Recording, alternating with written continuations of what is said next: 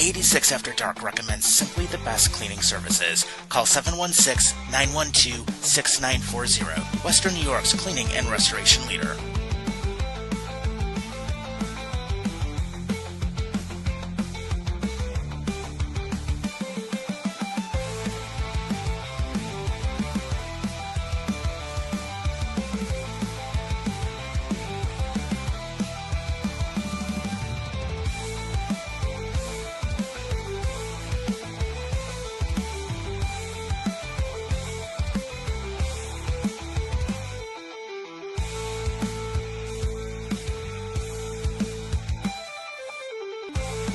From Buffalo to Long Island, this is I-86 After Dark. Welcome to I-86 After Dark, everybody. It's Wednesday night, March 25th. You got the Ginger Hammer, the great Dame here. And Dame, how's your week going, my friend? It's going good. As you can see, it's baseball season starting tonight, so I got my Mets hat on. Nice. Although I usually don't get into the baseball season until hockey's over officially, but after last night's game for the Islanders, their season could be over already. Yeah, as I say, what is going on with you guys? Because it just seems like the team just absolutely quit the last couple. Yeah, it definitely looks like that. I mean, it just sucks because Sorokin's having such a great season, but the defense is just atrocious. Yeah, no, I gotcha. And for anyone wondering about the national game with Buffalo and Boston just went up 1-0 thanks to Pasternak. So that's how that game's going. But it's still early in the game, though. I mean, we still have 7:46 left in the first, so plenty of time. But we'll get into hockey a little bit later. But of course, as you guys know, if you want to jump on, leave some comments, we'll take them throughout the show. And of course, if you guys didn't have a chance, check out the Mick Vukota interview that was posted after last week's show, because that is a fun watch. So definitely check it out if you get a chance. But let's jump into some football, because there is some interesting stuff going on. And one of the first things, of course, for Buffalo Bills fans, the latest stadium tour was unveiled yesterday. And of course, the media was able to be there. They got a tour of the place, got to see the grass field, scoreboards are in, seats are in. It's looking more and more like a real stadium at this point. And as of yesterday, 93% complete and on track to open up in June. Yeah. Do you actually think they're going to make the deadline? Or is it going to be like the Islanders were UBS when they were able to open the arena, but not quite everything was complete yet? And it took probably like another year or two until like everything was completed. So I'm thinking it'll probably be mostly done. There'll probably be a few things that they'll still have to finish up, more like some of the behind the scenes stuff and some other things probably through the end of the year. But they're looking to have it substantially complete in June. And then basically from that point, they're claiming probably December or early January before everything's wrapped up. So it could be a similar situation. But the one thing they did unveil, though, is what this Buffalo statues are going to look like. Yeah. Yeah, it's pretty cool. I think they should have the white Ford Bronco on display. Yeah. I mean, who wouldn't want to see that? Oh, good old OJ Simpson in the chase. That was a huge part of 1994. I remember my brother Sean being so pissed because he was a big Knicks fan, and they interrupted the game in the finals to show the chase. Right. And then, of course, we had the trial that went for an entire year after that. So, yeah, but it is kind of funny because I actually was down on the 33 yesterday where the chase happened. So, yeah. And if being down. But how amazing would that be if they actually had the white Ford Bronco on display in like the concourse or something? That'd be hilarious. Hell, put it in family circles surrounded by the Buffalo statues. There you go. You have the Ford Bronco, and then you got the Buffaloes on top of it. Hey, you got to lean into it. Like, I know a lot of people were talking whether they were going to transfer his name and retired number over to the new stadium. I mean, I can separate the two. I know a lot of people can't.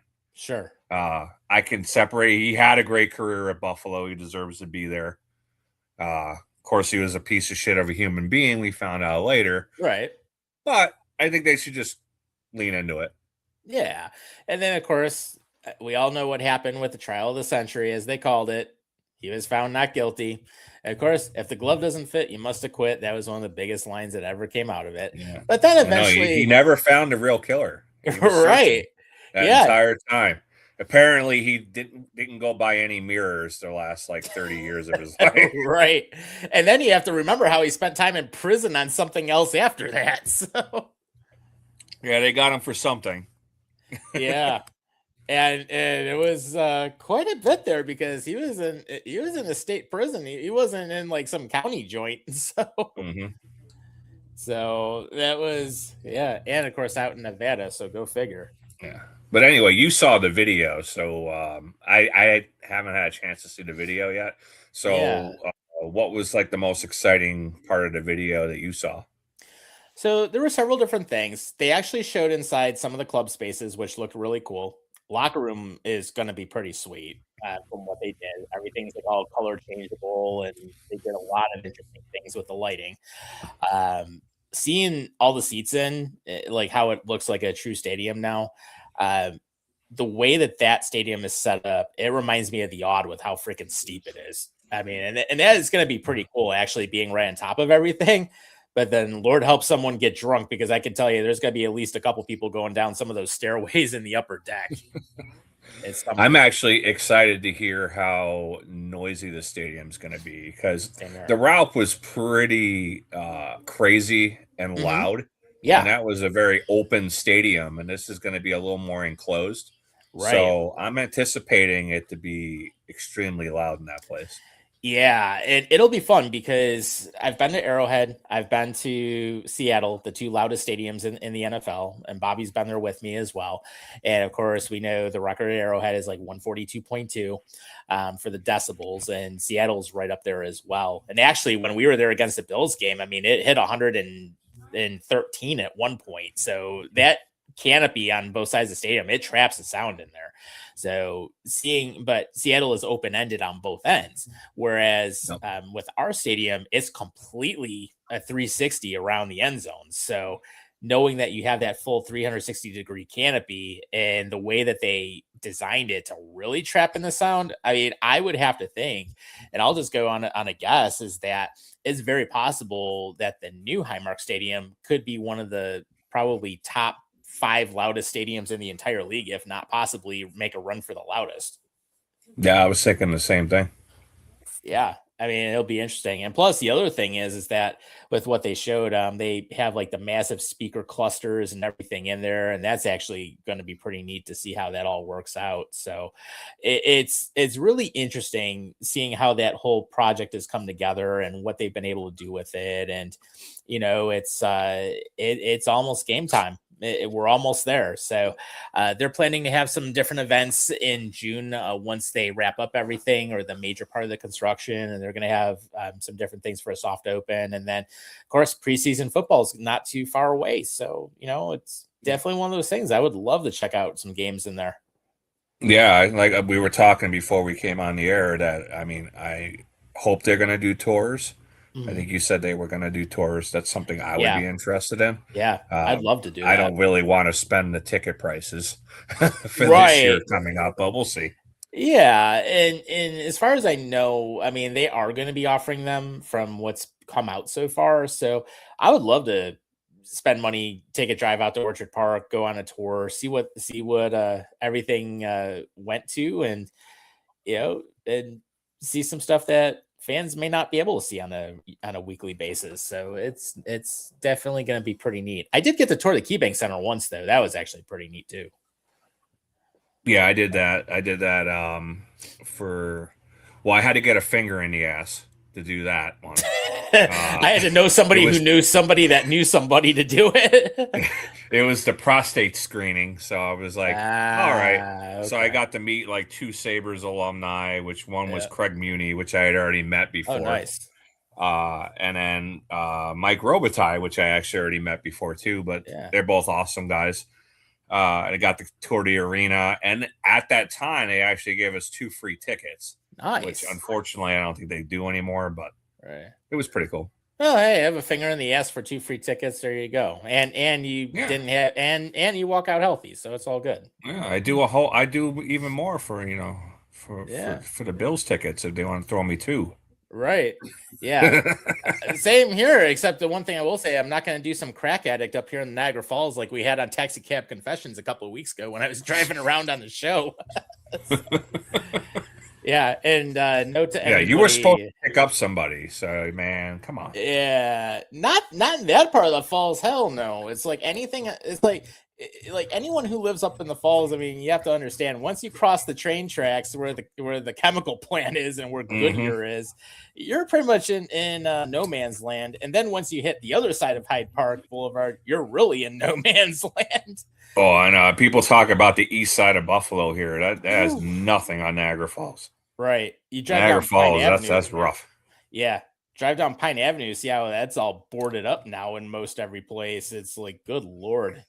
And I've delivered over there. And I remember last week when I was doing some of that, and I was delivering over by that Tops on Portage Road, which that is absolutely a shit show in itself, which it's pretty, it's bad when Tops closes at 9 p.m. at night in that neighborhood now. And they have a police station in there. Although, granted, Tops is going to spend over $2 million to renovate that store now this year, along with the one on South Park and also with the one over in Niagara and Tonawanda. Okay. But which is nice. They do need it, but it's like that neighborhood's gotten to the point where, I mean, there are some good people there, but good Lord, you're going to be seeing crack addicts, meth heads, drug dealers. Yeah, I don't know what it's going to take to revitalize that area. I mean, of course, the geniuses thought like a casino would work, and that it never works. Yeah, and then of course the same people get voted in and year out, and we all know how that works. Yep. It's like they'll say same shit, different day, basically, and then on top of it, it's just it's sad to see what the city's become. And I live here, so I'm in the falls every week, and it's just something where driving down Pine, driving down Portage Road, driving like down some of those major stretches. Niagara Street is not good. I mean, there's a lot of places that are just really rough. And then of course 19th Street is what a lot of people around here say is the absolute worst street in the falls. So yeah, I would have to agree on that. Yeah. Hey, if people want to get their drugs, go down to 19th. That's where people tend to score them, supposedly. So, but that's just common knowledge around here. But then, of course, something on Pine just got raided again like last week. So, for good old illegal weed sales because the state didn't get their cut. Oh yeah, we had one right down the street here from my house that I used to go into, and then all of a sudden it was just closed. Yeah. I was saying, you're closer to Lovejoy, aren't you? Kinda. Right over Harlem. Yeah. Lovejoy, Sloan. Okay. So. Yeah, I'm familiar with that. I mean, back when I used to live in Cheektowaga, I was like right off of like French Road at the time. So I mean, it wasn't too bad, but actually ended up having a run out to Lovejoy and the East Side last night. So yeah, and all I could say is I was drop it off and get the hell out, especially where I was on Broadway. So yeah, they're trying to revitalize the area. Like my buddies opened up Buffalo Old Brewing there. Okay, it was like $1 million renovation. They put a lot of money into it, nice. And they've been doing very well. But unfortunately, the neighborhood is not caught up yet. Yeah. But I think once like a couple more businesses get in there, you're gonna see a nice revitalization over there in Lovejoy. Yeah, it should be good. Yeah, as I say, if your buddies want to get a plug on the show, hey, if they want to sponsor, we'll give them a segment, and hey, we're always welcome to have them on. So, yeah, but no, definitely, yeah. But in the meantime, definitely, check those guys out. So getting into some other stuff in the NFL, I mean, we've had some interesting things come up, of course, over the last week. Obviously, the NFL draft is right around the corner, and that's going to be down in Pittsburgh. So, of course, city's getting ready for it. If anyone from Buffalo is going to be going down there, one of the things is that there's going to be a lot of stuff that's closed off. So, if you're right around the stadium, Art Rooney Avenue, West General Robinson, Scotland Ave, Tony Dorsett Drive, anything around there by the casino, it is all shut down. So that's going to be through early May. So your easiest thing, do what we did. Grab an Airbnb, stay south of the city. We stayed in Bethel Park when we went down there for Thanksgiving, and we took the light rail called the T. and it drops you right at the stadium. So you can literally, you just go down like one flight of stairs from the station and you're right at the stadium gate. Easiest way to get there. And you don't have to pay over $50 to park in a lot. Yeah, I've only ever driven down there, so. But yeah, I would definitely take your route. Yeah, and when we were down there, Bethel Park's a great area also. So Bobby and his wife had stayed in a hotel right across from South Hills Village, which is a big mall over there. They had the train station right, like literally next door to where they were staying, and for the park and the ramp, it was only like $3, so that was easy.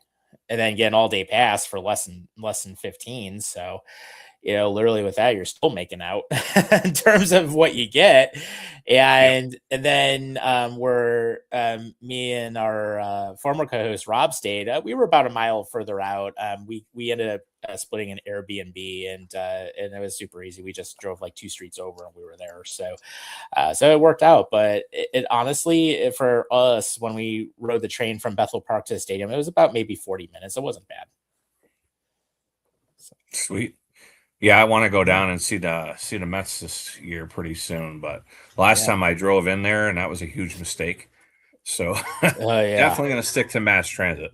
Yeah, I will say, having lived there briefly, having been down there a bunch of times, driving anything right around the stadium is a nightmare, especially if you're on that double deck Fort Pitt and Fort Duquesne Bridge and you have to go through like the 3 weaves just to get over to the south side of the city. It is nasty. So, but coming into Pittsburgh, if you're coming from the airport going across the Fort Pitt Bridge, it's pretty cool because once you get out of the tunnel and right on the bridge, you get to see the entire skyline right in front of you. But then you have to be careful because you only have 400 feet to weave across 4 lanes to go wherever you want to go. So I don't know how people in Pittsburgh do that, but yeah, but it definitely, driving's a whole nother animal down there. Yep. So, yeah, that's a lot of road closures. So yeah, I would definitely, do what you said, Airbnb, take the train in. Take a bus in, take an Uber, and even whatever. Yeah. And just enjoy yourself and just walk around. Yeah. Either option is going to be better. And I will tell you, Airbnbs are going to be a lot less expensive than what you're going to find in some hotels. Because I will tell you that Sheraton Hotel, we looked at that, which is at Station Square, and that was easily like twice as much as anything else. Yeah. I mean, it was almost fancy. It was about almost $1,000 a night is what they wanted. Yeah. Well, I mean, who doesn't want to pay $1,000 a night to see Pittsburgh? I mean, I don't mind going to Pittsburgh, but I ain't paying $1,000 a night. I'll get an Airbnb for $500 for a week in a good part of town. So, but yeah, if anyone does go down there, definitely be careful. But enjoy yourself. It's a fun city. There's a lot of nice things to do. Southern Tier Brewery is right within walking distance of the stadium as well. So, of course, if you want a little taste of Buffalo, it's right there. We ended up doing that as our first get together when we ended up getting down there, which me and Rob beat Bobby down there. So it was they got some great breweries down there. They got the Church Brewery. They got Dancing Gnome, which is a really good one. Yeah. So very good brewery scene down there. Absolutely. And yes, I actually did manage to drink Iron City and survive it. So it was all right. I mean, I've done that. I've done Old Style in Chicago, Iron City in Pittsburgh, Old Bohemian in Baltimore. So you got to try them. Yeah, absolutely. It's all part of it. Have some fun down there. And I mean, and the food scene is actually pretty good in Pittsburgh also. I mean, there's a lot of nice places down there, a lot of different price ranges. So, a lot of good stuff to check out. And actually, the one night we were down there when we went to see a Pens game, we went to this place called Bosa Pizza, which is about a block and a half from PPG Paints Arena. And they actually had some really good slices, and you could get like a couple slices and drink less than $10. It's like, better than the arena food. I'll tell you that. And I mean, it was worth it. And they have a second floor in there, so they're able to pack in a lot of people. But it was a good time. It's always a fun city to visit, and definitely have a lot of enjoyment down there. Yep. Yeah, this next story Bobby made the list for us here. So, yeah. I don't know who this Egon Durbin is to potentially buy the Raiders. What do you know about that? He's a hedge fund guy. I'll tell you that. Well, they're all hedge fund guys now. Yeah, managing partner and co-CEO of Silver Lake Capital, who was also. Yeah, I'm gonna need to be a hedge fund person too, I think. Yeah. So basically, yeah, private equity. They always screw up a lot of stuff. What does hedge fund even mean? Is it like gamble with other people's money? Like, what is that? Yeah, a lot of times. I mean, when you're working with private equity, there's a lot of different things that go into that. But hedge funds, basically, easiest way to describe it is a limited partnership of investors using high risk methods such as investing borrowed money, hoping to get big gains out of it. But a lot of times, what happens is that if they screw it up, I mean, you're like literally SOL when it comes to that. Yeah, sounds like gambling. Yeah, they do a lot of risk management, weird things, and then what happens is that there's usually performance fees involved, which can go as high as like 20% or more, and it's not exactly something I would totally invest in. I get why people do it because you can make some quick money, but on the flip side, if you screw up, you're losing a lot of money very quickly. Yeah. Well, I know the article says that the Raiders are not for sale. Mark Davis is still the owner. He is 71 now. Yeah. I mean, what would you be getting with the Raiders? You'd be getting a pretty decent stadium. It's in Vegas. Right. But I mean, that team has not won for ages. No, they haven't. And it's absolutely crazy about that because Vegas, when they moved from Oakland, a few years ago, one of the big things that ended up happening, obviously, is that the team sucked out there. They weren't winning. They weren't drawing people like they could have been doing. And essentially, the team's management let the team die. So then, of course, they get what they wanted, a new stadium out in Vegas, the Black Hole or the Death Star, whatever you want to call it. But what happens is that they didn't do anything to really fix the team. And of course, you had David Carr at the time. I mean, he was, but they didn't really build around him. And then what happened, of course, John Gruden, he didn't really do a whole ton with the team. They haven't really found anyone to replace him since because you went through Antonio Pierce, you went through Pete Carroll, and you had no offensive line, you had no defensive line. You're basically stuck with Geno Smith for a year who couldn't do anything, but he had no line around him. Whereas in Seattle, he could make some things happen.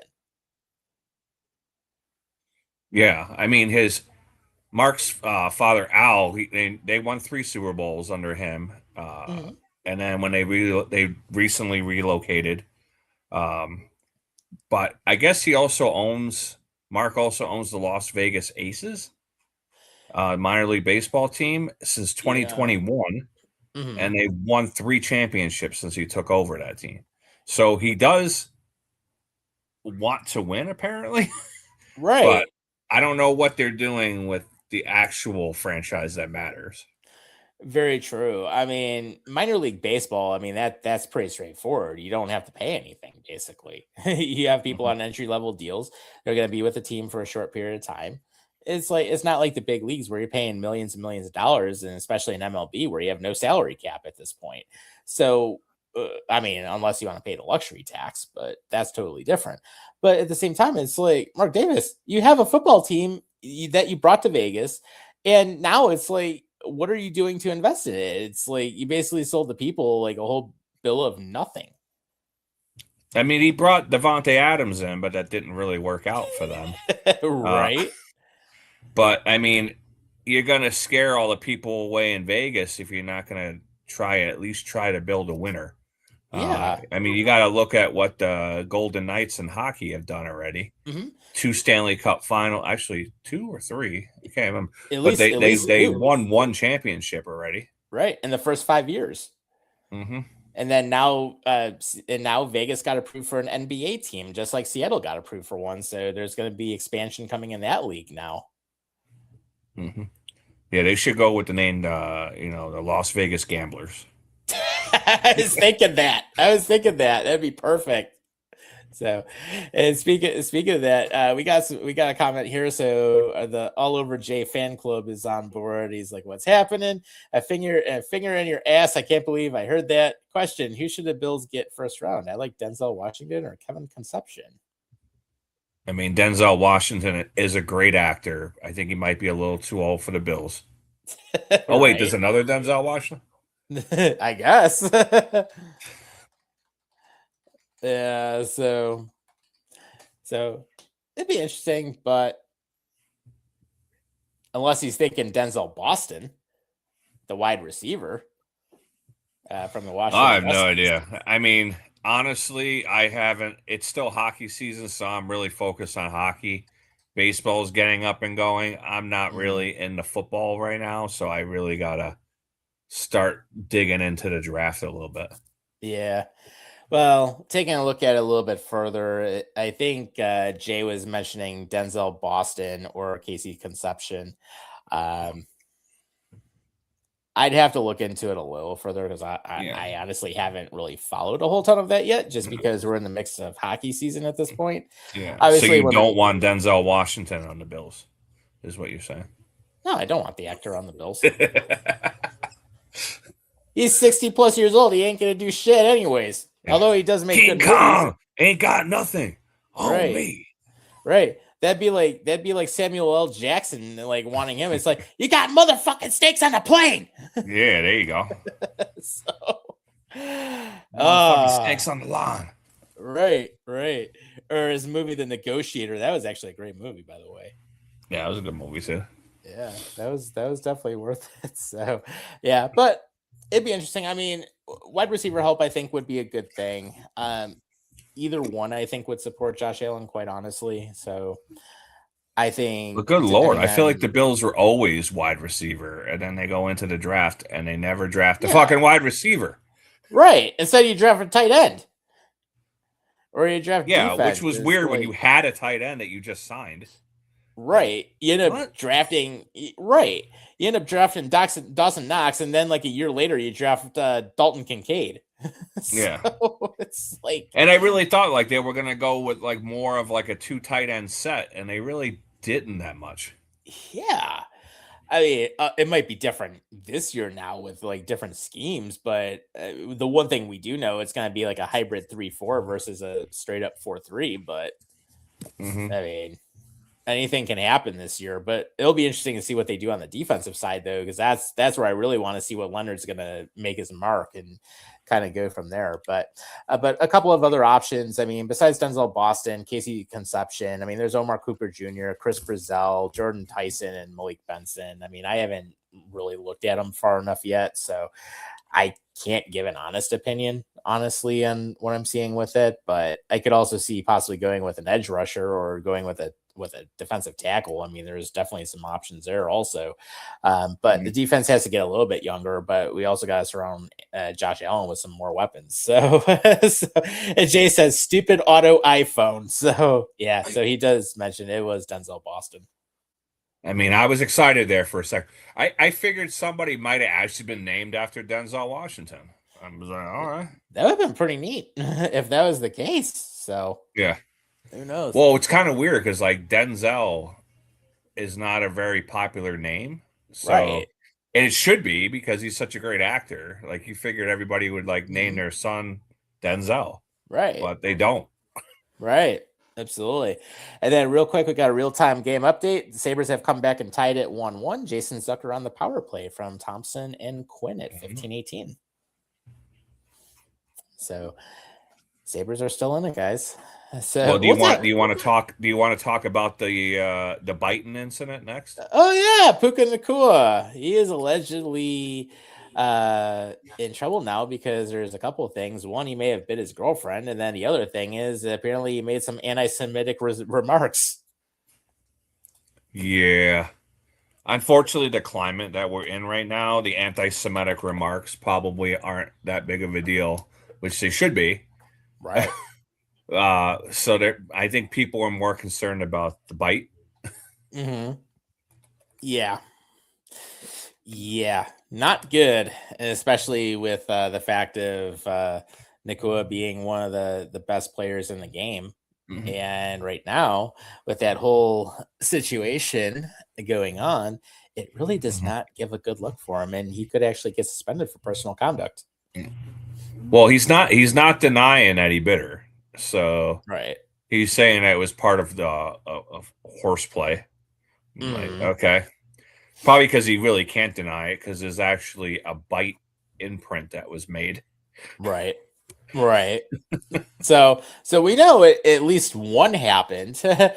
But then on the flip side, and Jay actually brings up a question, how do you bite your girl and her friend?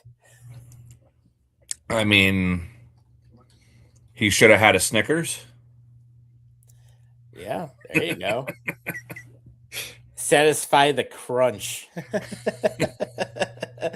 Snickers will It is satisfy sad though, everything. because like anti-Semitic remarks would have been huge back in the day. Mhm. But it seems like after the whole Palestine and Israel conflict, Right. I don't think I think this is just going to be, unfortunately, just swept under the rug. Yeah. And actually, that's what they're trying to do because Puka Nakua didn't waste any time. He actually sent a team of attorneys. So the person that's claiming this, it's on the New York Post. Her name is Madison Atabi. Puka Nakua sent a bunch of attorneys to her to make it better, which Yeah. means she's going to get paid off and told to shut up about it. Well, I wonder if they were trying to do that before this came out, and then this came out. Of course, like the world-renowned, reporting leader TMZ got a hold of this. Yep. And then apparently Nakua and a bunch of his attorneys sat down at a mediation conference with her, and basically from that point, he flew in attorneys from Texas, and so basically what happened is it ended up ending with someone making threats to go public and smear the victim to TMZ. I'm curious, is Puka Nakua's agent and attorneys, are they all Jewish? I don't know, because apparently, according to the New York Post, he basically said "F all the Jews," which I'm like, okay, well, that's not smart. All right. That's not smart. But I don't know when people are going to learn, like, everything is available for consumption now. yeah. And if you think you're all alone, you're not. Yeah, I mean, exactly. And one of the things I will say on this show, we don't support any anti-Semitic stuff, and we never have. We just shit on everybody equally. That's what I tell people all the time. I'm an equal opportunity racist. There you go. Right. Yeah, and it's like one of those things. I mean, we'll insult each other equally, and we insult anybody that comes on here equally, and we'll even. That's what I used to tell Jolene. That's what I said. Equal opportunity asshole. That's what I was. Yeah, exactly. My ex was like that with me too. It's like there was times she would call me straight up an asshole, and I was like, "Hey, I know, it's all good. It's all right." No, so I just want people to be decent. Yeah, exactly. Just treat everybody how you want to be treated. That's really the best way to do it. That's what I try to do. So I like to be treated like shit. No, just kidding. Yeah, same here. But in either case, I mean, that was one of the big things. Now he's going to have to deal with that for a little while. So I mean, it's gonna play itself out, but who knows? I mean, Nakua could get suspended a few games under the personal conduct policy at the beginning of the season. Yeah. So, but then again, he's a big money maker, so they may just sweep it under the rug. Who knows? He is, and he's in a big market in LA. I think the NFL is going to have to take some kind of stance. So I'm anticipating maybe 2 games. That's what I'm going to say. Possibly. I mean, I know when Marcel Darius ended up getting suspended for personal conduct, I think they did 4, and I know Von Miller, I think, got 4 also. So if they do decide to go a full 4, I'd almost kind of be surprised about it, but I don't know what's going to happen. They may drop it down. Who knows? Those were usually full-on beatings, though, not just bites. Right. Or In the case of Matt Ariza, he ended up losing an entire rookie season because of it, because of the allegation that was completely false. Well, that's why people shouldn't rush to judgment. It's like these stories come out and people just jump right on, the wagon. It's like, and start attacking these people. It's like, well, why don't you get both sides of the story first and make an informed decision? Mm-hmm. That would make sense, but we all know how some in the media like to be at this point. It's like, hey, let's get everything out there. Let's make it all sensationalized. Let's make it even more than not. So, and then of course we end up seeing a bunch of different things that come out. But oh, I hear you. I mean, anybody is capable of anything. I mean, if Bill Cosby can do what he did, right, exactly, or. Well, Aaron Hernandez, who used to play for the Patriots before he offed himself in prison after he ended up murdering those people. Yeah. But he had CTE, remember? Yeah, allegedly. So, yeah, but that is like, oh, yeah, I don't remember where I put the bodies. All that fun stuff. Yep, CTE. Yep. Exactly. Yeah, I was going to say, did you see this one thing in the news where Joe Flacco's coming back for a 19th season? I don't know. Like him and Kirk Cousins just keep showing up. Mm-hmm. Yeah. So and Gardner Minshew too. Oh yeah, he's back. Yeah. But no, Joe Flacco, he's signing a 1-year deal with the Cincinnati Bengals, so he's going back. And it'll be season 19. So he decided, hey, I'll be back. I'm going to be Joe Burrow's backup. And he basically ends up saying that, I mean, he's not bitter about it, but then he's also talking to other teams. He's like, why the hell did you not sign me? So he is bitter, but he's not bitter about it. Yeah. Oh, we got a couple new ones here. Yeah. We got Bobby saying greetings, you fellow bastards. Yeah, he'll be back in about a week or two. He's enjoying daddy duties, so we got that going on. Yeah, and that's Mr. Bastard to you. Yep. Jay says in the 90s nobody would have gave a shit. He's 100% right about that. Yeah, I know. I mean, Biden, that would have been nothing. Yeah. Then we got a new listener to the show. My other brother, Ryan, in Ohio. Said, yeah, I shit on my brother Damien all the time. Yeah. That's what we do on this show. I mean, we do that to each other also. It's all good. It's part of the fun part about the show is that, we'll roast each other a little bit. We'll roast. Well, yeah, you got to have a sense of humor. What are you doing? Absolutely. Yeah, we'll make some different things up, in terms of how we roast people, but the actual news part of it, we do talk about real stories on here, which is always fun, but we love to give our own little take about it. And we've always said, we have that disclaimer at the show, whether you like us or not, you're going to get what we think. And that's purposely what we try to do. Yeah. Well, I was excited this week because I went to my doctor's appointment today because it's been almost 2 months since I broke my leg skiing. Yeah. And I was finally able to get out of the boot and walk around without the boot. So, but it's going to be still slow for a bit. Yeah. Yeah. But you know what? Hey, it's a step forward, so it's a big plus. And actually it was kind of one of the things I was kind of thinking, we were talking a little bit about beer a little bit earlier, but I actually ended up seeing a truck from Prison City Brewing up this way earlier. And that's one of the breweries out in Auburn, out by Prison City, baby. That's where the giant prison is. Yep. Yeah, I've been there before. Yeah, I haven't checked that place out yet, but it's they actually have they had a small location in downtown Auburn, but now they opened up a second location that's just north of Auburn, out in the country a little bit. So it's a giant space for like entertaining and stuff. Nice. Yeah.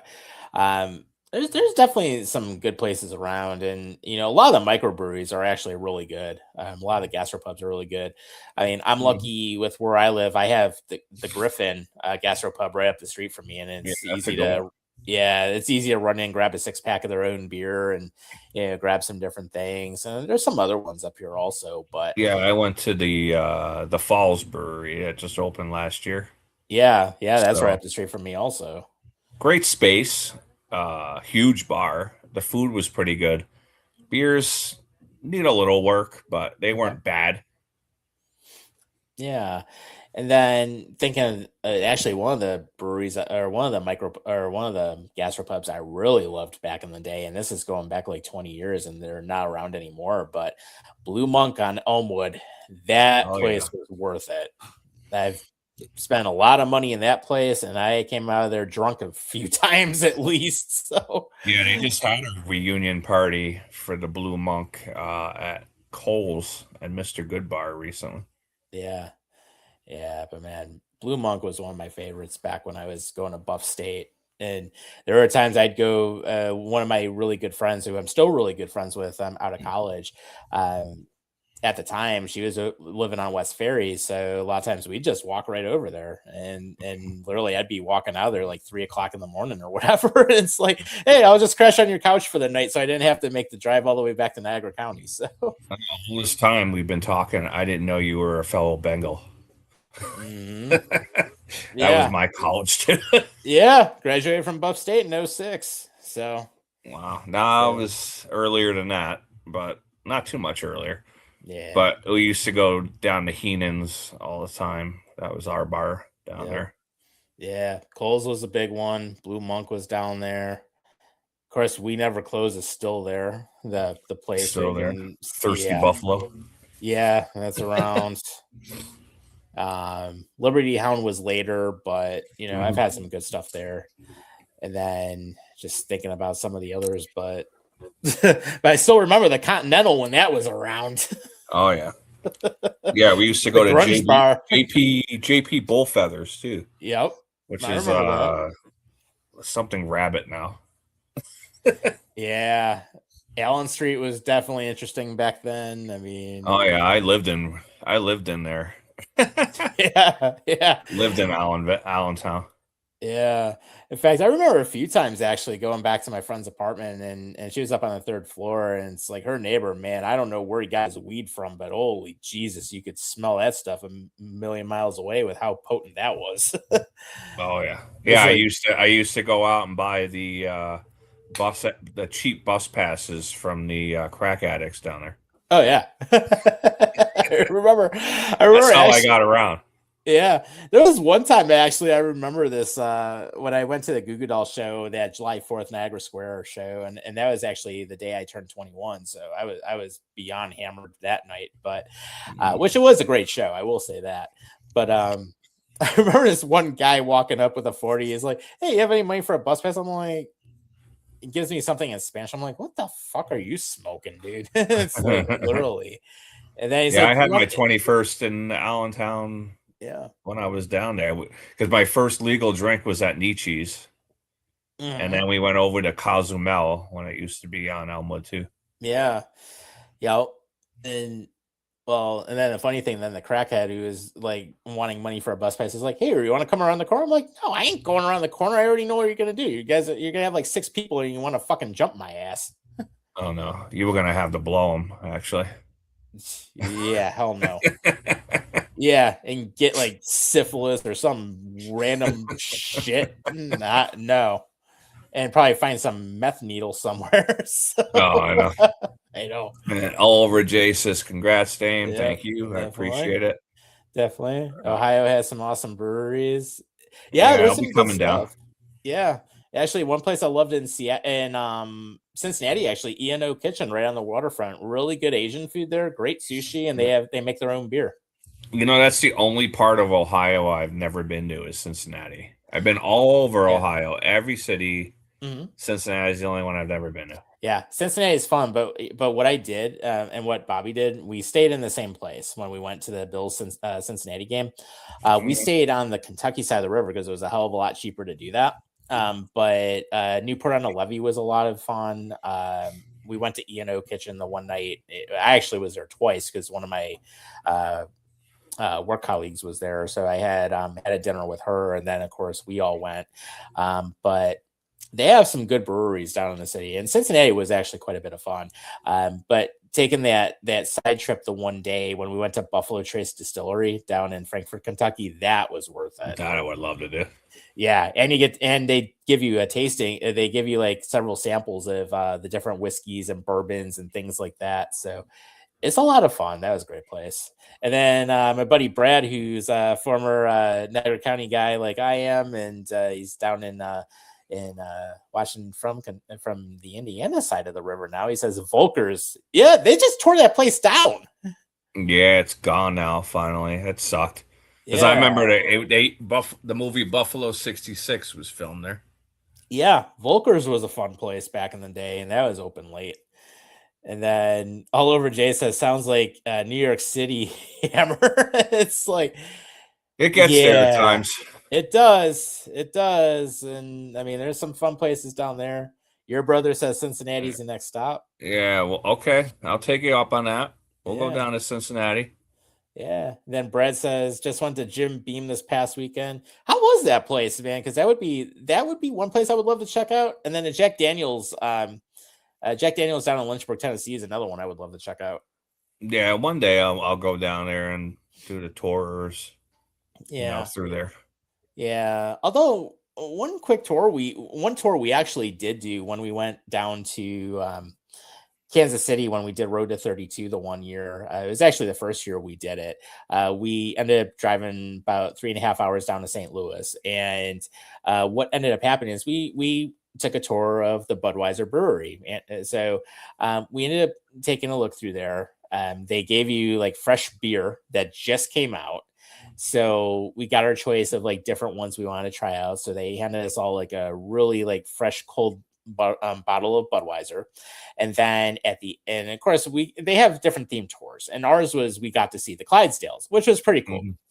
Beautiful horses up close and super gentle, which was nice. And then of course they had Duke the Dalmatian there as well. But then on top of it, what we ended up getting to do is we actually got to take our choice of beer that we wanted at the end of the tour. So we actually got to sit out on the patio, and they have a little gastropub there, which was kind of cool. So, just going in the place itself, it was a lot of fun. So it's good stuff. And then Brad says it's a great stop. And then he also mentioned, and he actually, and I'm friends with him, so he messaged me, privately on Facebook, but he has a Duff's down in that neck of the woods in Kentucky now also. So he said he went there and it was a great stop. So there you go. Yeah. I was going to say, my friend Stephanie, who I used to work with, actually lives down that way now. And she said that was one of the first things she wanted to check out was Duff's as well. And she said it was worth it. So, well, that's like the weird thing when, like, as I said, I'm going to be in Carolina for that game, and we will walk in the concourse, and they got chicken wings and stuff, and then they got built Bully Hill Vineyards there, and I'm like, Bully Hill Vineyards, I'm like, isn't that in Buffalo? Yeah, I was gonna say, isn't that like Niagara County or something? Yeah, and it was, and then they got like a small winery down there, and they're part of the arena too, and I'm like, okay, yeah, there's so many Buffalo transplants down there. Yeah, it's absolutely crazy to see that. And then of course down in Florida you have Anchor Bar now, and Anchor Bar is actually all over. They've got them in Texas even. They just opened Resurgence Brewing in Fort Myers. Yeah. Now too, so it's crazy. Yeah, New York Beer Project is down in Orlando now, and they're up here, and they have a couple of them here in Buffalo. The original in Lockport. They've got the new one in Orchard Park. They have one in Rochester out in Victor now. So yep. So that and then Orlando. Just keep adding. Yeah, they do. They do. Although it's hilarious, actually, Brad would probably know about this place. Buc-ee's are actually making their way into Ohio now. I think they opened in about 2 weeks. Woo! And then make a trip to Buc-ee's too. Yeah. Then your brother says, any great new breweries or ones that closed down? There's really nothing new. Unfortunately, like I said, it's been a rough year here in Buffalo for the brewery scene. We lost Pressure Drop. We lost 12 Gates. Right. We lost Flying Bison. That was a good we one. lost Sad Boys. It's a lot. It's quite a and most recently Steely closed. Yeah. So it's been tough for everybody on that. It's just a lot of good places. I mean, that Well, you can really got to throw out. keep it like lean and mean, like almost out of your house, or Mhm. like own the property, or you have to have deep pockets and huge investors.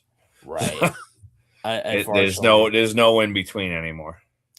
Yeah, and I would say Flying Bison was a great one. 12 Gates was really good also. I mean, I miss all of those were great options. Mm-hmm. Yeah, we lost a lot of them. Yeah. And now I'm getting depressed.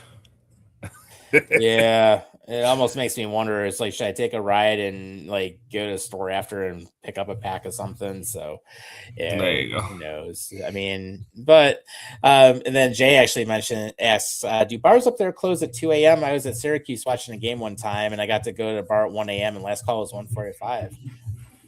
4 a.m. 4 buddy. a.m. here, but 4 a.m.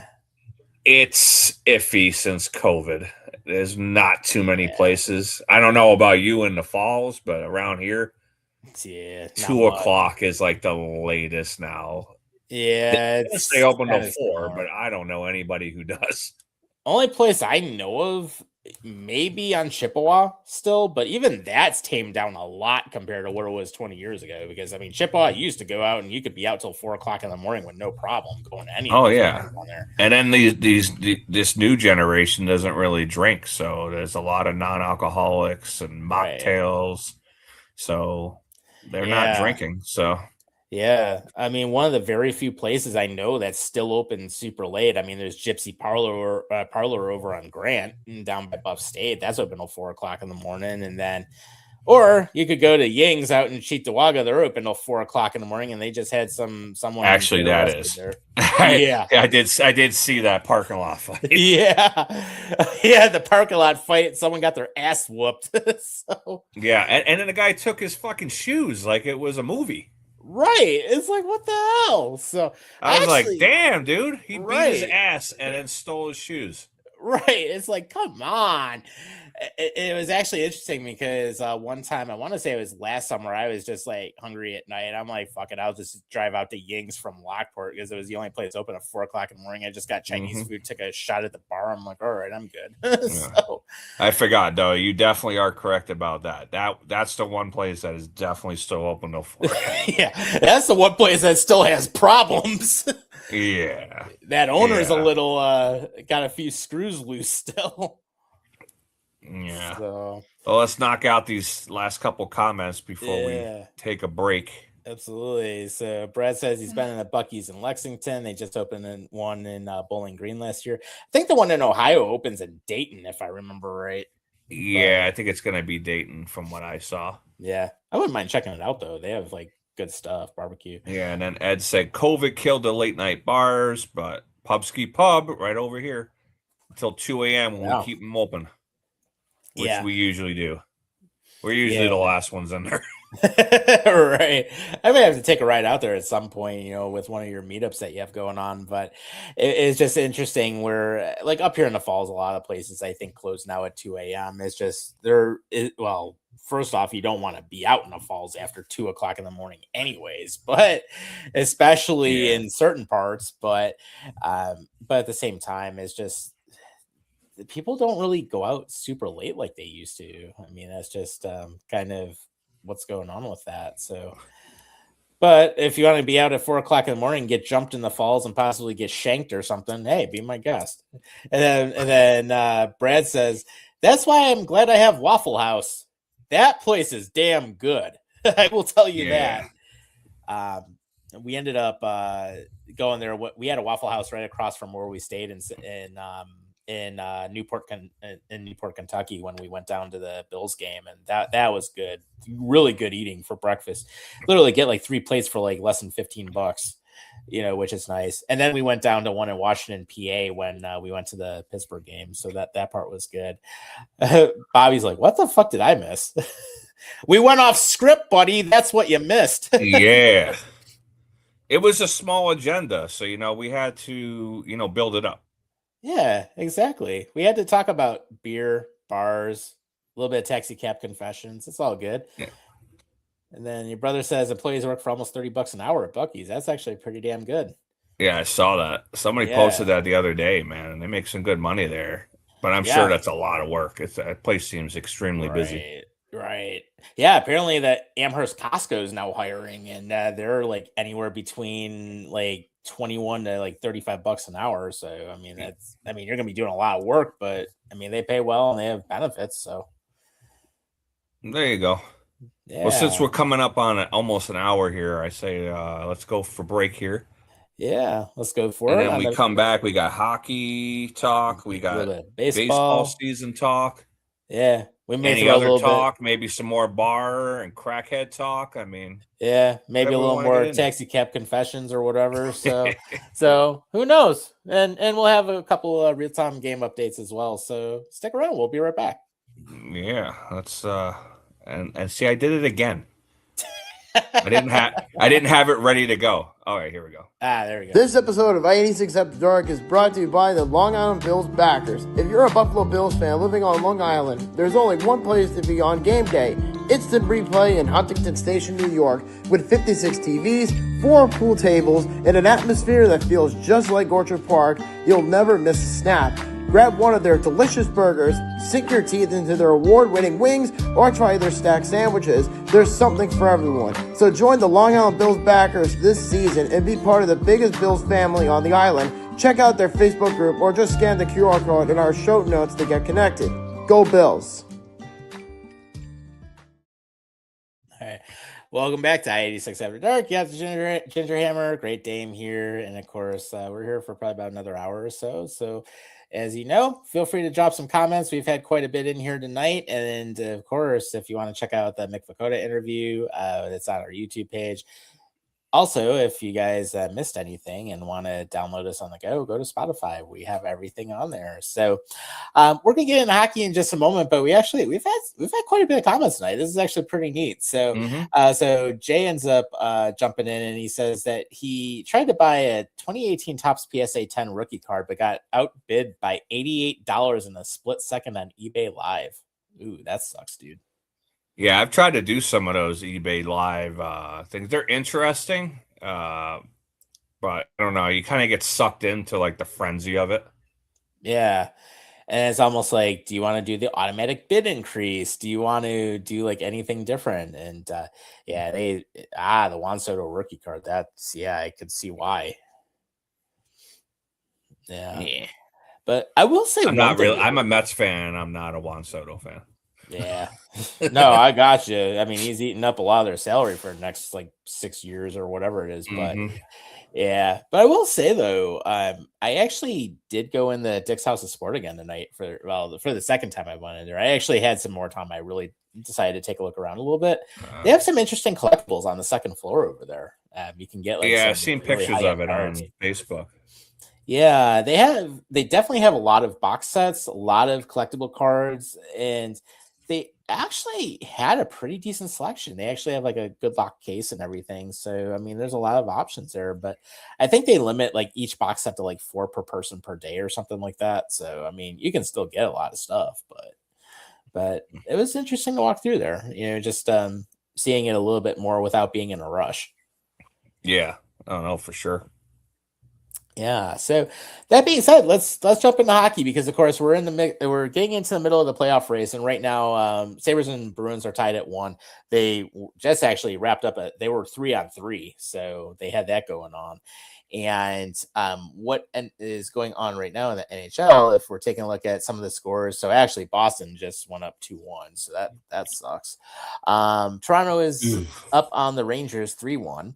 And then basically that's what we got going on for game action tonight. So that's about it. Yeah, well, my Islanders are quickly falling out of the playoff race.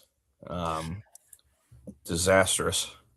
Yeah, let's talk about that because the last few games, it has not been good for you guys. And literally, I know the other night it's just like the team quit. Yeah, ever since we got back from the Olympic break, it just seems like we forgot how to play defense. I mean, we weren't particularly good on defense most of the season anyway. And it's crazy that an 18-year-old is probably our best defenseman. Right. Yeah. I mean, and the thing is, Matthew Schaefer can't do everything, but it's almost like they're relying on him and he's literally carrying the team right now. Given the fact, oh, he is. He played 31 playing. minutes in yesterday's game. Yeah, it's like, when the hell do you have an 18-year-old playing 30 plus minutes in a game? It's like, come on, give him a surrounding cast. Yeah, Darlene actually had the 18-year-old rookie record for minutes in a game. He was at like 30, just a little over 30. Right. And I think Schaefer has broken that 3 or 4 times now. Yeah, it's crazy, what's going on with that. And then on top of it, I mean, with what's going on, I mean, it's not going to exactly get easier, but the Dallas Stars are actually struggling, and they're going to be facing you guys next. Yeah, with that pussy Mikko Rantanen not going to play the game.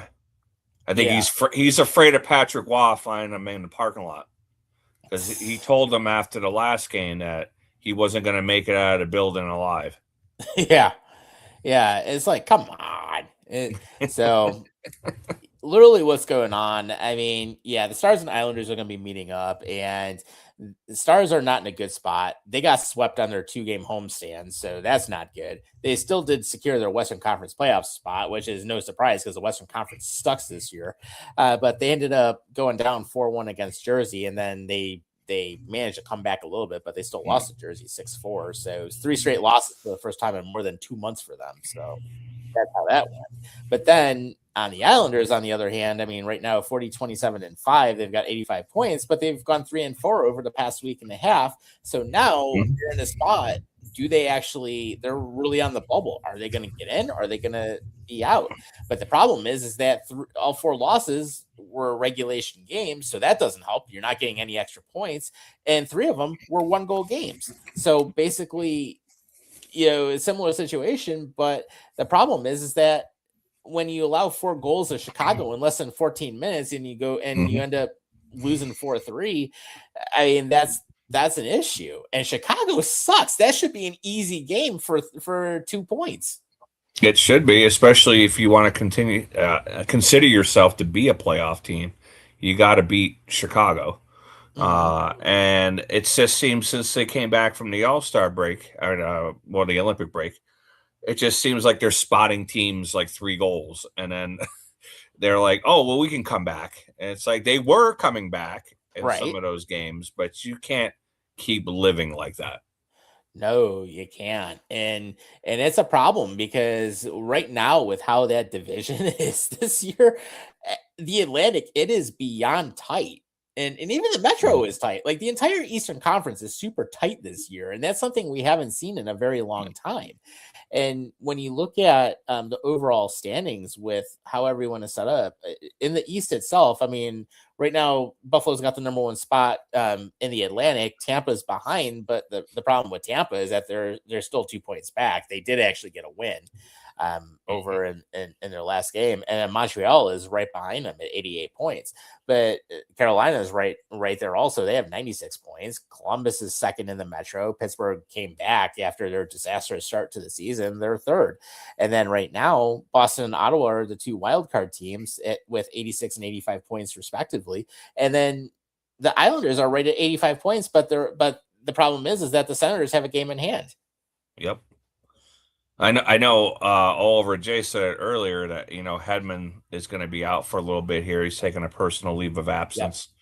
Yep. We don't know what it's about, but they're going to be without their best defenseman for a little bit here.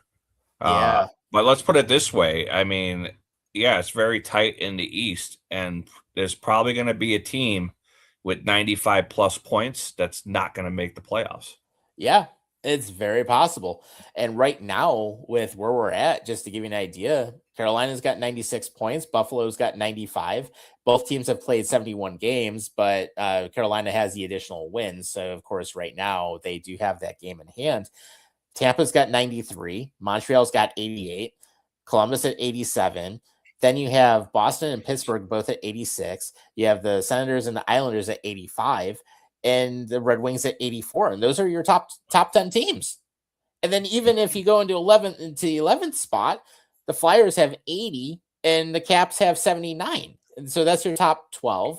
Jersey's at 74, and then you have Toronto at 73, and then the Rangers just suck ass. They're at 65. So, yeah.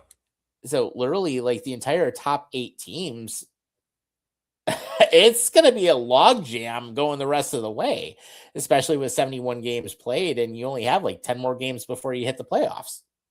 Well, yeah, the Islanders have 10 games left, and they were like, well, there's 8 of them at home, so that should be good. If the team actually played well at home. I feel like the team plays better on the road than they do at home. What is up with that? Because I've seen some games, I'm like, what is the team doing in terms of effort?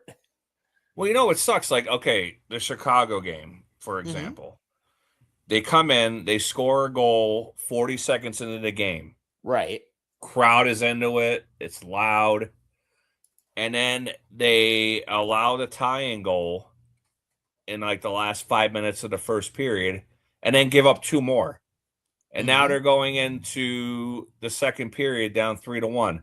Crowd's completely out of it. It's like a library in there. And then they're going to complain, oh, it's so quiet in here. The fans aren't behind us. Because you don't give them any reason to get behind you. Right. And especially when Backfist is not playing well and basically the team as a whole just quits. Mm-hmm. And that's a problem. And especially, I think we talked about it last week, how you guys had like someone got run by an opposing team and nobody dropped the gloves and beat the shit out of anybody. Yep. I don't understand it. I mean, we're not quite as bad as the Maple Leafs. But, right. Or the Rangers. But, I mean, as far as sticking up for people, I mean, you know, Austin Matthews gets lost for the season by a dirty hit, and nobody did anything. Right. You can't have that. And especially when you go into the playoffs, you really can't have that because the playoffs are going to be hockey times 10. You're going to have a lot more action in the corners. You're going to be a lot more physical. The game gets tighter. You're not going to have these wide open games like you'll have at certain points during the season, like that 8-7 game that we had with the Sabres and Lightning about a week and a half ago. You're looking at like 1-0, 2-1 games, maybe a 3-2, but it's going to get a lot tighter and there's going to be a lot more involved. Yep. I mean, just going back to when we were talking about Schaefer, I feel like he's the only player on the Islanders that I feel comfortable, you know, carrying the puck, and I feel like he's going to do something. Right. Maybe Bo Horvat to a lesser degree, but those are the only 2 players. I wouldn't even say Barzal. I would say Horvat and Schaefer are the only 2 that I feel confident enough that something might happen. Right. It almost seems like Barzal's too streaky now that I'm thinking about it. Yeah, well, he was personally responsible for the tying goal in last night's game. He got his shot blocked and then lollygagged back on the back check, and the trailer on a 2-1-0 scored against Riddick when that Barzal should have been able to pick up that man, and he didn't. Yeah. So. Yeah, it's crazy. It's almost like for the Islanders to get in, I mean, the first thing they have to do is like really start playing as a solid unit again, because right now they're not. But the thing that I'm seeing, at least from different things that have come out, it seems like defensively there have been issues, but also at the same time, I mean, offensively, you guys can score and you have been able to, but defensively, it's almost like controlling that neutral zone, controlling the ends, and of course, letting Chicago get off to that quick start didn't help matters when you played on the Blackhawks. I mean, I look at it this way. Would the Islanders go on a deep playoff run anyway? Probably not. I see them probably being first rounded. Sure. At best, making it to the second round. I just want them to get in to get some playoff experience for Schaefer. That's what I'm trying to get out of it. But it seems like he's the only one that seems to give a shit. Right. The veterans on the team are just like, oh, well. He's just kind of going through emotions. He took that loss to heart yesterday, and everybody else was just like, well, we lost. Right. It almost kind of reminds me of the old culture with the Sabres when Okposo and those guys were still here and basically, whatever. It's another game. And now it's well, like, hopefully it's not quite that bad yet. yeah, I hope not for you guys, because trust me, that was 14 years of misery. So, I mean, it's just absolutely crazy there. But Ed says, nice card selection at the House of Sport. Will be interesting to see if it lasts. It probably will, because I've been to 2 different Dick's House of Sports in addition to this one. So went to their big one in Pittsburgh, which that's the one that has the $1.5 million Paul Skeens rookie card. That actually, the selection there outdoes what we have here by far. I mean, they have like helmets that are like over $5,000 a piece, collectibles, and they have like some of them, they're like crystal helmets and different things. So their home base, they went way out for what they had, but the collection here is actually pretty good. So I'm not going to say it's not, you know. And then Islanders giving Caulfield a hat trick Saturday. FU Caulfield. Yeah, well, we're a very giving team. Well, it was funny because I know we were all on the chat, and Bobby was, F-bombing this and fuck. And I was like, I hope they keep scoring. I was like, fuck this team. Right. I was sitting here cheering for the Canadians. I'm like, score again. Score again. This team deserves it. Right. It's crazy to think that Montreal's going to be in the playoffs this year by the way that everything's going. Mm-hmm. I mean, hey, good for them, though. It's nice to see them back. And then the Hurricanes have a massive lead in the division. Yeah, they're up there, all right. But screw that team. Yeah, exactly. Exactly. But I mean, how have the Sabres been lately? So the Western road trip went really well. They got 3 out of 4 wins. They lost in overtime to the Ducks, which I'm not happy about that because defensively we ended up shitting the bed in the third period. But that being said, to get points in all 4 games, it's good. That's what you'd want. So I'm happy about that. Beating the Kings. Also, you lose the Ducks, but whatever. But at the same time, going out there and getting that's fine. Offensively, in the games that we won, we ended up going down early against the Kings 1-0, but we ended up coming back second period and just controlled the game after it was like a 4-1 win. So they're finding ways to win, which is something that they haven't done in the past. At least recently, they haven't done that.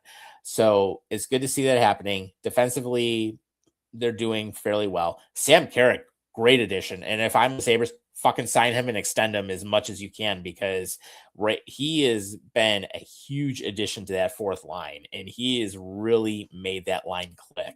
And especially when you look at Benson being on that line, you have Carrick now. Mm-hmm. Great addition. So I think it's just funny because he wasn't doing shit for the Rangers. Yeah, and he fits in perfectly here, and he's got 5 goals. Yeah, which is more than he had all season for the Rangers. Right. Yeah, he scores 5 goals in his first 10 games, and then on top of it, he ends up dropping the gloves at least 3 different times. Mm-hmm. So great addition. Shen and Stanley have been sort of quiet. Pearson's been sort of quiet. It's fine, but the thing now is even in the beginning part of the game tonight, I mean, Dahlin goes in the penalty box 32 seconds in for cross-checking, but then you have a scrum that happens about 5 minutes later. And that's the thing. The Sabres are not backing down finally. It's like they grew a set and they finally decided, hey, we're going to start, getting physical. We're going to be a team that's not pushed around anymore. And that has certainly helped them out. And I think other teams knowing now that we're not going to be a pushover, and it's like, hey, if you try to run our players, we're going to run you back. That's a good stepping stone, and plus with them learning how to win, that's huge. So very happy to see how that's all going. And and Boston's second goal was Victor Arvidsson, so that was from Pasternak and former Sabre Nikita Zadorov at 9:45 of the second. Well, we just got spammed over here. What's going on? Oh, here it is. I'm like, where's this start? Yeah. So Jay says, I think it's Herman's elbow. He hasn't been the same since his numbers dropped drastically since his. I think I met Hedman. Yeah. Oh yeah, Hedman. Hedman, stupid iPhone. Yeah. Stars are in a 3-game losing streak. Islanders can bounce back tomorrow. I mean, they could. We'll see. Yeah. Hopefully defensively they show up. Bobby says the Islanders game against Chicago was a disgrace. I'd rather have a hippopotamus shit out of rainbows. Oh, Jesus. Yeah, it was pretty fucking Yeah, bad. I mean, I don't understand how you play against a team like that. right. And Just it's like wait. you Yeah, can't beat Chicago that late in the season. You don't really deserve right. to When make the they're like playoffs. one of the absolute worst teams in the league.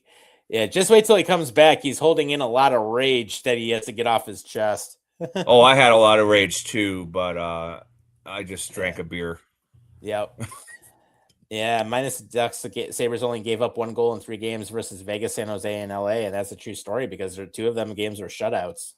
The Vegas game and the San Jose game back to back. So UPL got his first shutout of the season, and Lyon Yeah, got that's his fourth. crazy. That's crazy that it was his first shutout of the season. Yeah, Like, I was really? and against Vegas of all teams. I mean, Vegas has Mhm. been a wild one this year because out in the West, ever since they came into the league, they've been one of the best teams out there, and they've Mhm. been up there with Colorado. They've been up there with Dallas. This year, they just have not. Yeah, this year clicked. they're not good.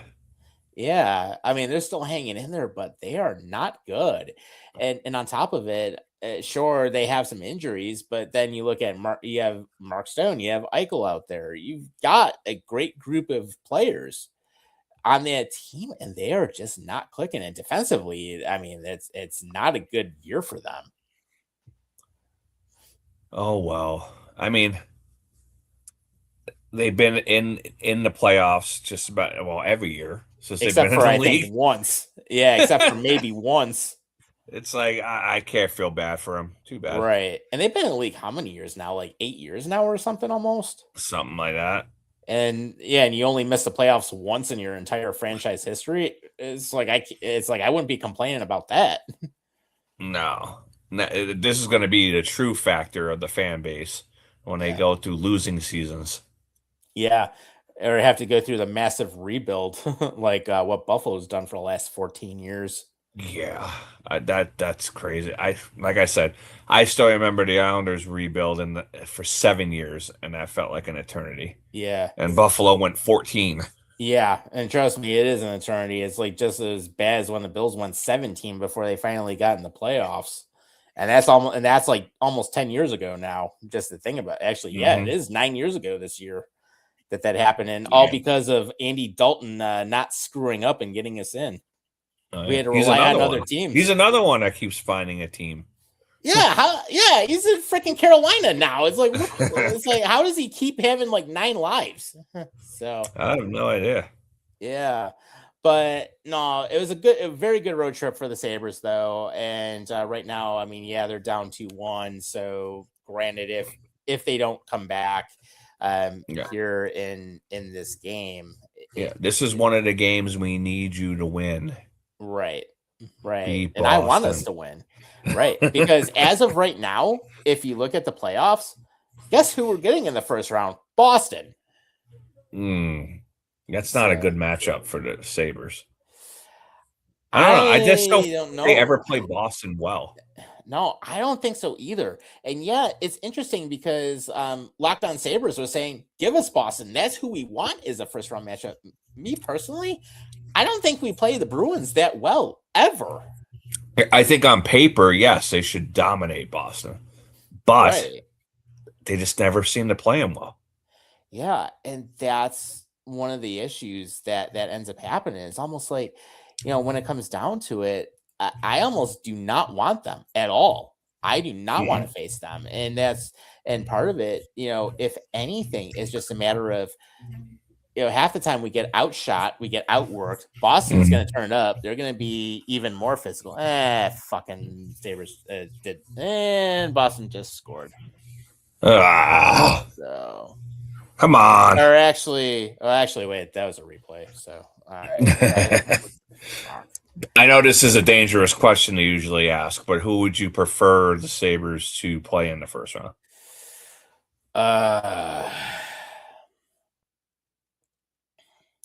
Well, I mean, as it stands right now, unfortunately, we got Boston, but I mean, Detroit could get in there. I wouldn't mind them if we were to play them. Tampa Ottawa's a pain in the ass. Yeah, and Tampa would be a bloodbath. I just Yeah. physicality wise, it's like they're gonna be taking a run at us like no tomorrow. I mean, you think that game a week and a half ago was like a precursor to that. It's gonna be like times 10 in the playoffs if we end up facing them. I mean, I don't think we would get them, but I think their best matchup would probably be the Red Wings if they could get in that spot. Probably. I don't like Ottawa because Brady Tkachuk going around like an idiot all the time. Right. Tampa Bay would be tough. Yeah, that would be. I mean, then on the other hand, thinking about it a little bit further, if by some chance the Islanders were to get in, a Buffalo Islander matchup actually wouldn't be bad either. Oh, God. I remember the last one in 2006. Mm-hmm. That's when we had Ryan Smith, and you guys beat us in 5. Right. Remember that. I would rather take facing you guys versus taking Boston in the first round, honestly. Yeah. Well, I think if we had to face the Sabres in the first round, that would be an extremely tough matchup for us. Only because we don't really deal with speed that well. Mm-hmm. Sabres are a pretty fast team. They're also a big team. They're physical. We don't deal well with that. The only benefit that we would have would be Sorokin in goal. That's it. Right. And then when you look at what happened before the trade deadline, how the Sabres beefed up on defense even further now. I mean, our shortest defenseman is 6'1". Like everyone else is between 6'3" and 6'7". So 6'1", fucking midget. Yeah, I remember it wasn't that long ago where 6'1" was tall on defense. Hey, we could go back to the days of Nathan Pace where he was only like 5'7". But Bobby over here throwing shade. How? Because he's a ginger. They have no soul, just like Tom. Hey, there you go, buddy. Wait till you come back. I'm going to shit on you a little bit, just like you shit on us. Hey, just remember, this show is equal opportunity. So have it taken, don't suck, in the words of Jim Rome. There you go. But I guess the last hockey story we have is they finally made it official. The Bridgeport Islanders will be relocating to Hamilton, Ontario. Yeah, which is that's got to be the only team in the league that's going to have the minor league stadium has more seats than the major league stadium. It's kind of crazy. So they are going to be playing in the TD Coliseum, which is in Hamilton. That's a newly renovated building. And with the way that place is set up, just think about it. 18,000 seats in that building for minor league hockey. That's going to be an interesting team for the Islanders next year because you're going to have Kashawn Atkinson there. You're going to have Victor Eklund there. You're going to have Cole Eiserman there. So they should have a pretty exciting team there. And then there's also talk of doing a preseason game there because that's Matthew Schaefer's like hometown. Right. So, yeah. And then they totally redid that place. And I know Hamilton's been wanting a team for a long time. It goes back to when Jim Balsillie tried to poach the Sabres at one point. He tried to put an expansion team in Hamilton. Obviously, both teams said no. And there's definitely a fan base, that'll support them. So that'll be good to see. I mean, actually, I might at some point, I would even possibly take a ride over there, maybe stay overnight or something, and just watch some. I mean, it's unfortunate for the Bridgeport fans because they've been there for 26 years, right? In Bridgeport, which was one of the longest running affiliations. Right. I mean, it's pretty rare. It's pretty rare that you have like the Sabres with the Rochester Americans for as long as they have, and like the Hershey Bears and stuff like that. Yeah. I mean, except for a few years, I mean, the Sabres have always had Rochester. I mean, there was that one time where they had a team in Maine, but that was that was like 15 years ago at this point. But even still, knowing that, I mean, in Bridgeport, they had a great fan base. I mean, the team had good support. It's just in recent years, I know they haven't been able to fill the arena as much. And I don't know if there was like any ownership issues or anything like that, but. Well, I think like we discussed about it earlier with like the Raiders and stuff like that. They just weren't very successful in Bridgeport. They hardly ever made the playoffs. When they did, they were a pretty early exit. So it just, and then under Lou Lamoriello, he just didn't care about Bridgeport. Unlike Darsh, who wants to build up the minor league system. Unfortunately, he did build up the minor league system, and now they're gone. So before any of those players are really going to be seen.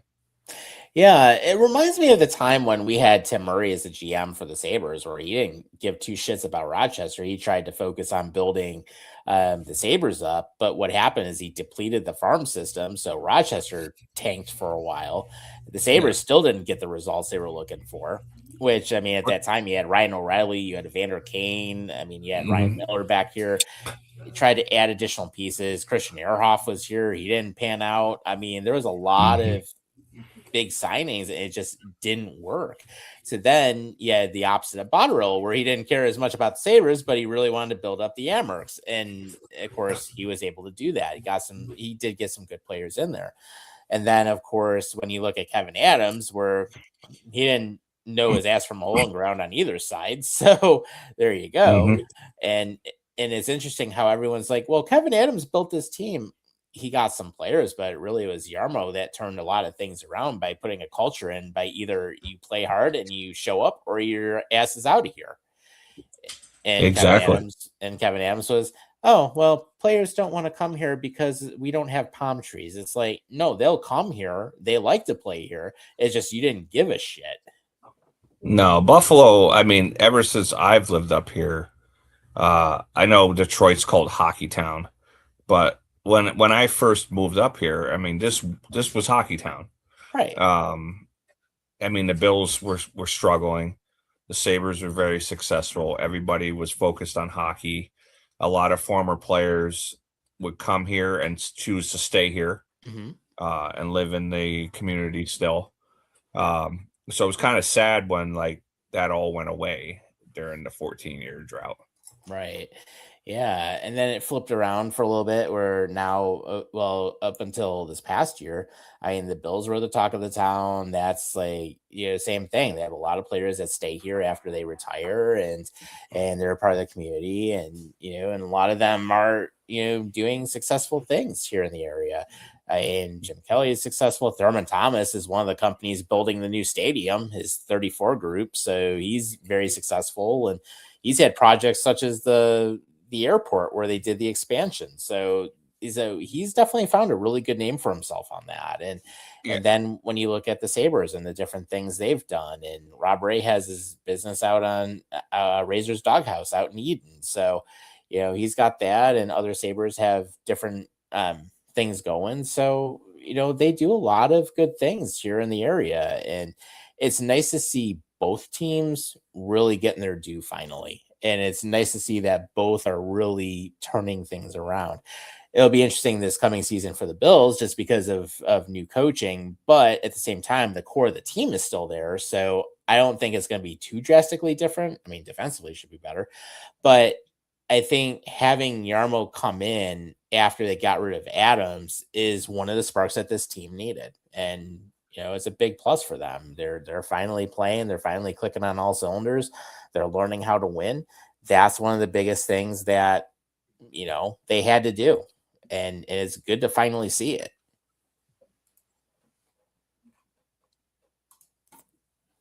Yeah, so I think we pretty much exhausted all the hockey talk. Yeah. Let's go into the last part. Let's talk about baseball for the last few, and then of course we'll wrap up after that. But Major League Baseball opening day is right here. Yeah, it started tonight on Netflix. That powerhouse baseball station. Yeah. The Yankees meeting the Giants, and right now in the middle of the fourth, the Yankees are beating the Giants 5-0. Oh, wow. So I'm looking forward to the Mets, watching the Mets. Yeah. So I got my T-Mobile MLB free package, so I just got to add on the Mets for an extra $25. There you a go. month, so I'll be good to go. Yeah. And actually, one of the things I like with the apartment complex I live in now, we're getting a brand new bundle deal instead of having the rent increase this year. So, bundle deal from Spectrum. So now I'm going to have over 200 channels and even higher Nice. speed internet. And and of course, I still have my phone bundled all together. So it's not bad. Yeah, it's a So, good deal. yeah. And I mean, and I already have a sports package anyways. I get the extra like sports channels and stuff like that. So I have like MLB Network, NBA, I've got NHL Network and all that fun stuff. But no, it'll be interesting how that all works out. But it was fun to see right now on MLB.com, essentially the top 10 pitchers right now on opening day. You want to take a wild guess at who number one is? Tank. No, Paul Skeens. Ah, So okay. apparently they're saying Skeens is number one, Tariq Skubal number two for the Tigers. There you go. Crotchet I was number close. three. I got number 2. Yeah. Crotchet number 3 for the Red Sox. That's not a surprise. Yoshinobu Yamamoto number 4 for the Dodgers. Sanchez for the Phillies. Hunter Brown for the Astros. Okay, I'm not surprised with that. Max Fried for the Yankees at number 7, Logan Webb at number 8 for the Giants, Chris Sale for the Braves, number 9, and Freddie Peralta for the Mets, rounding out the top 10. There you go. Yeah. I was going to say, though, it's like, do you think the Mets did enough during the offseason to be viable contenders this year? I really don't know. Because there's so much change, especially with the batting order and infield.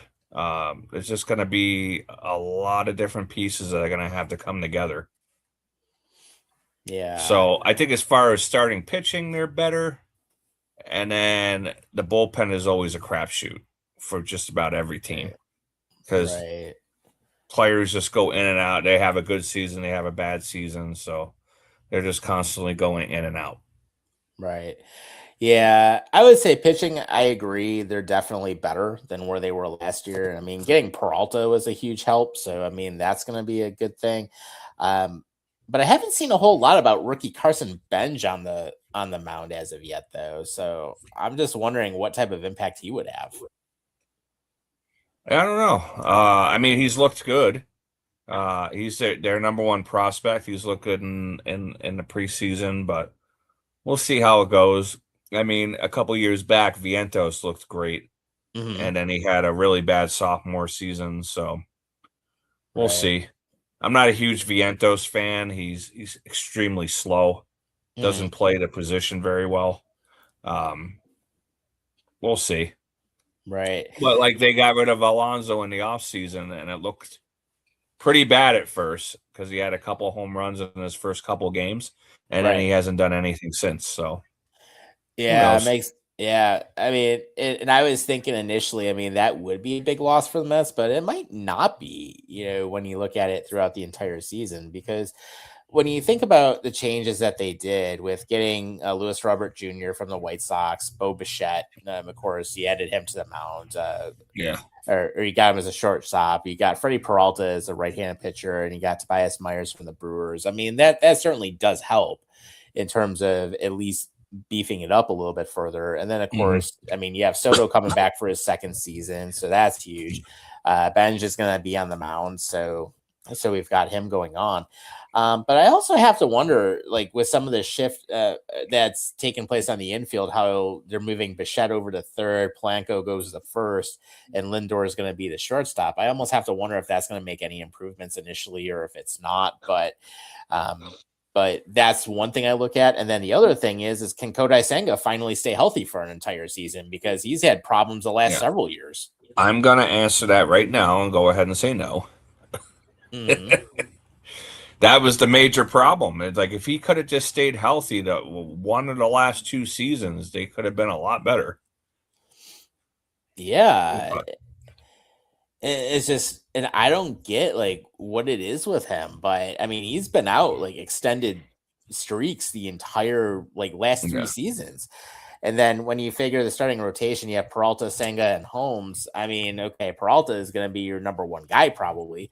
But if Senga can actually stay healthy, then hey, that's great. I just have concerns about that, whether he does or not. Yeah. I have major concerns with it. I mean, the guy's pretty soft. I mean, he pulled like a hamstring running to first base to cover first base last year. Yeah. I'm like, all right, dude. That's just not working for me. Yeah, seriously. And then when you think about who's hurt, when you have Nunez, Garrett, Minter on the 15-day, and you got McGill on the 60-day, I mean, it's like, come on. So, it's just, will they do I was it? just I hope concerned. so. Like, you were just talking about like the infield and everybody like switching around positions and stuff like that. Like David Stearns was always talking about run prevention, and he wanted like an upgrade from like Beatty or Vientos at third and like Alonso at first. Right. But I don't see this infield being any better. Yeah, like marginal at best. I don't see like any massive upgrade on it. Mm-mm. And It's just insane. Yeah, but we got definitely. some all over Jay here. Peralta on the mound, but we're playing against Skeen. It's going to be a tough game. That's a Always good. is. That's a good matchup. I like that matchup. Yeah, and let's go Mets. Mets, hell yeah. And then Lindor I'm hoping plays Lindor tomorrow. plays tomorrow, but for sure, Talkman is out. Okay.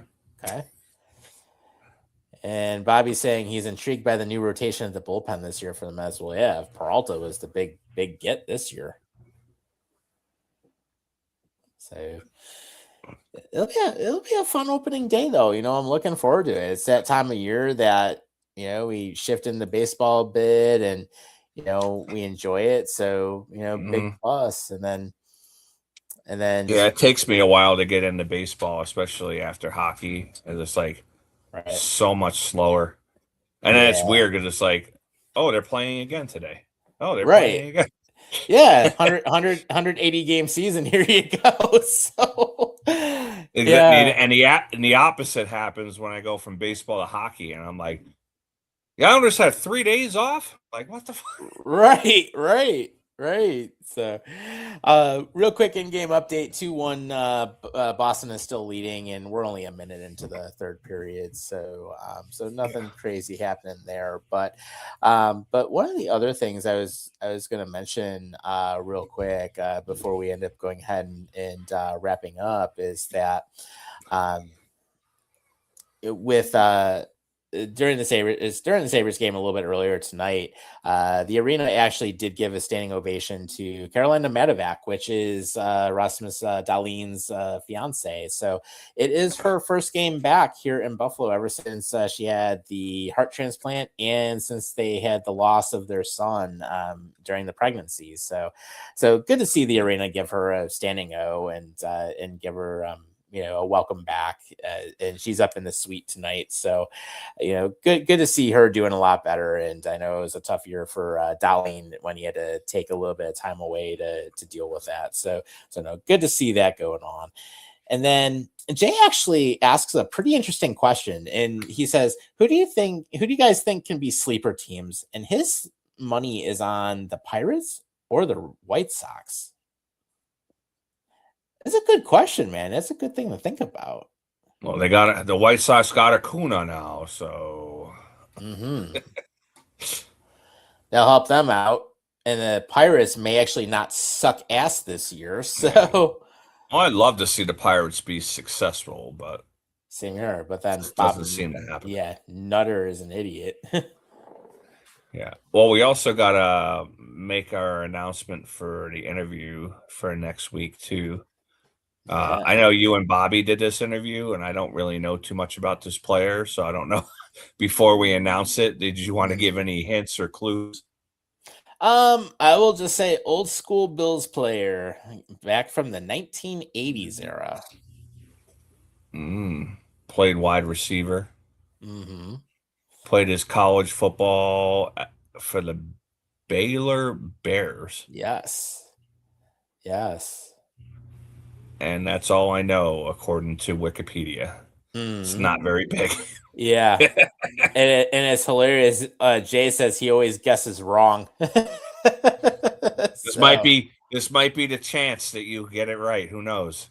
Yeah. So think about it. Played with Baylor, wide receiver here on the Bills, and he was the early 80s era. Wait, I'll give you a really good hint here. As of 2022, he's a physical education instructor at Gladstone Elementary in New Mexico. And if you can't get it from that, then you're not going to. Yeah, then you just won't get it. All right, well, let me hit it here. Yeah, let's do the review. I don't know how you do that dong thing. I don't know how he does that. Yeah, fuck the gong. We'll just do it. Oh, there it is. Okay, hold on. All right. Oh shit. Hold on. How do we get rid of us? Oops. Oh, there we go. I don't know. How do you get rid of us? I don't know. Mm-hmm. Well, I don't want me. Now you got just you. Now that's even worse. Yeah. Oh, there we go. Well, that'll work. Close enough. There it is. So.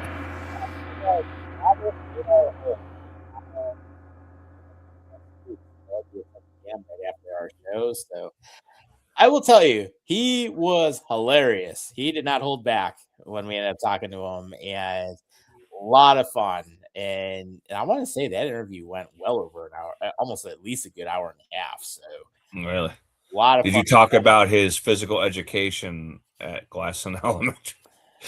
Actually, that did come up a little bit, surprisingly, but no, I want to say that we talked a lot about his career at Baylor. We talked about his time with us in the Bills. Talked a little bit about the draft, some of the injuries, different things that ended up coming on, and he was a blast to talk to. So he's always welcome to come back, just like all of our guests that we always have on here. They're always welcome to come back, and we'd love to have him on again. So and he does follow the page as well, so I know he checks us out.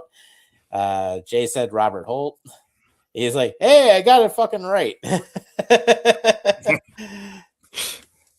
I knew it was that. I knew I gave it away when I gave that last hint. Mm-hmm. Yeah, but no, great guy to have on here. Really enjoyed him. So, and I know Bobby did as well. And a lot of fun. So definitely check that out next Wednesday night, 10 p.m. Eastern time, right after our show. Obviously, watch us first. Then you got another hour or so with the interview. So, a lot of good stuff to watch. But other than that, we're getting close to 2 hours in. I was going to say, was there anything else you wanted to throw in for this week before we wrap up? The only thing I have coming up is for the Sabres Islander game on the 31st here in Buffalo. We're going to be doing a pregame meetup at Other Half Brewing at the bottom of the Seneca 1 Tower, the big tower downtown. Mm-hmm. We're going to be doing that from 5 to 6 p.m. and then the game is at 7. So if you want to stop in, say hi, have a beer, have a snack, we'll be there I'll probably be there a little earlier than that, but we're going to definitely be there between 5 and 6. All right, good stuff. So yeah, definitely if you're up for it, come on out, say hi, hey, we don't bite. And no, not like Puka Nakua. Right, exactly.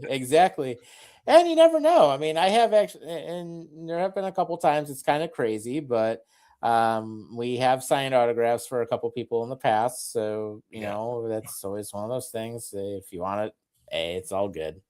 We did that for urinating down in Pittsburgh. Yes, we do. So Jay says, great show as always. We appreciate you, Jay. I know you're always on here. So we've got that. And then right now we got a nice little fight happening, nice little brawl in the Sabres game. So, and it looks like Arvidsson's going to try to go, but yeah, everyone's all right behind the Boston net. So Malenstein's in there, Power's in there, and Tuck's in there. So, hey, good to see some physicality. Well, if you can't beat them, you beat them. Yeah, exactly. Throw the fist a little bit. It's all good. But That being said, yeah, we'll wrap it up for another Oh. week. So, definitely if you want to check out Dame's meetup, go ahead, pay him a visit. It's all good. Obviously, if you want to watch some of our previous stuff, go to Spotify, go to our YouTube page. You'll find it there. The Mick Fakota interview is great to watch, so definitely check that out, as well as any of the others we've had. And then, of course, next week, as you know, Robert Radar Holt will join us after the show. So check out that interview, 10 p.m. next week. But other than that, we will see you then. So in the meantime, take care of yourselves and each other. Thanks for joining us, and we'll see you next week. See you next week, guys. Take care.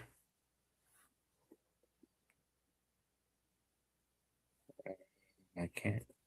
There we go.